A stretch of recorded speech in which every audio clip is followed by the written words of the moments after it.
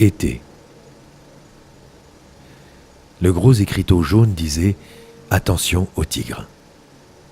Tous les journaux ne parlaient que de la violente et miraculeuse évasion du cirque itinérant de Madame Debussy. On dit que dans sa fuite, il aurait embarqué dans sa gueule un morceau de la femme à barbe et qu'il aurait agrémenté son festin d'acrobates allemands. Imaginez, dévorer toute une famille. Un vrai petit déjeuner continental. Rien à voir avec ceux qu'ils servent dans les chaînes d'hôtels bon marché de la côte Est. Parfois, j'ai l'impression de l'entendre gratter au bas de ma porte et se faufiler dans ma chambre.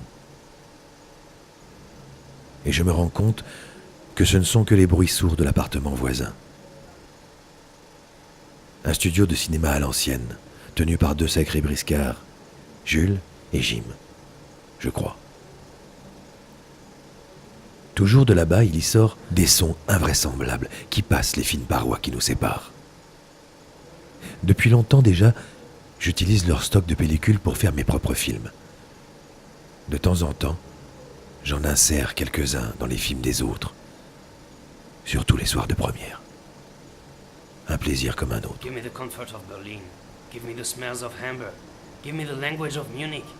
But please, not Vienna. Anywhere but fucking Vienna. I won't talk to any Austrians while I'm here. Eyes down. Won't eat their food. Won't use their toilets. I had no choice. I had to come here. I'm hunting a communist. Really nasty fuck.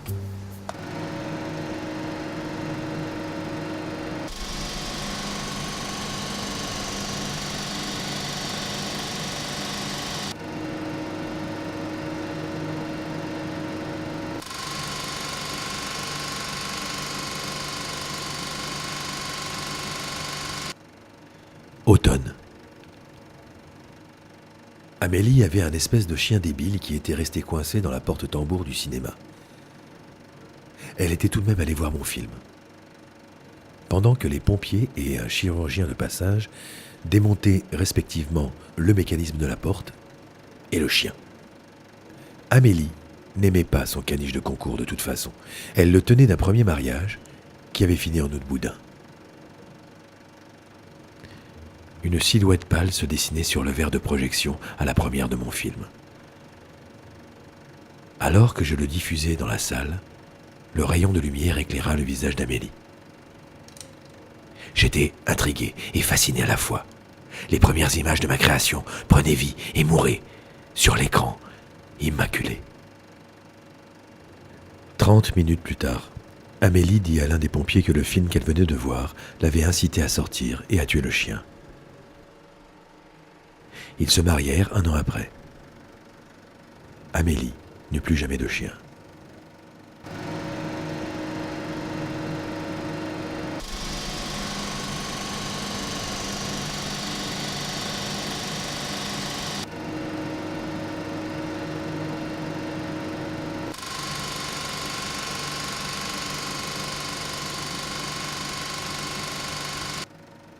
Hiver. J'ai peut-être touché le bout. J'ai compris. Ou en tout cas, j'ai fait. Le pouvoir, l'image, manipulé. Le tigre, tapis dans l'ombre est maintenant au pied de mon lit et me regarde. Mais je n'ai plus peur.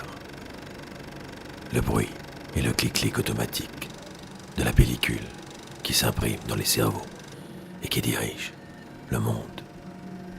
Serait-ce moi ou lui?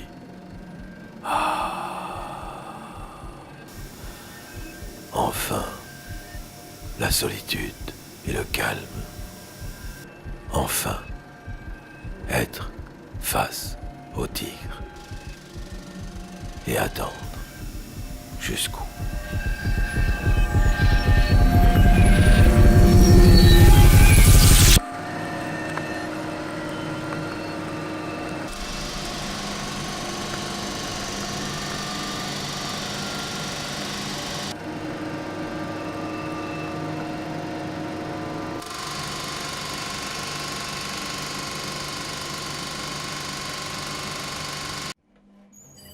20 ans.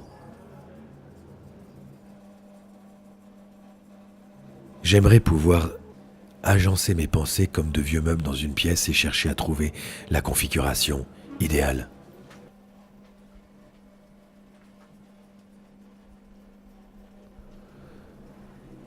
Je ne veux pas être dans le même état que les vestiges du journal d'hier, sur la une duquel il y avait la photo d'un homme fier de tenir en joue un gros tigre, aussi fugueur que vorace.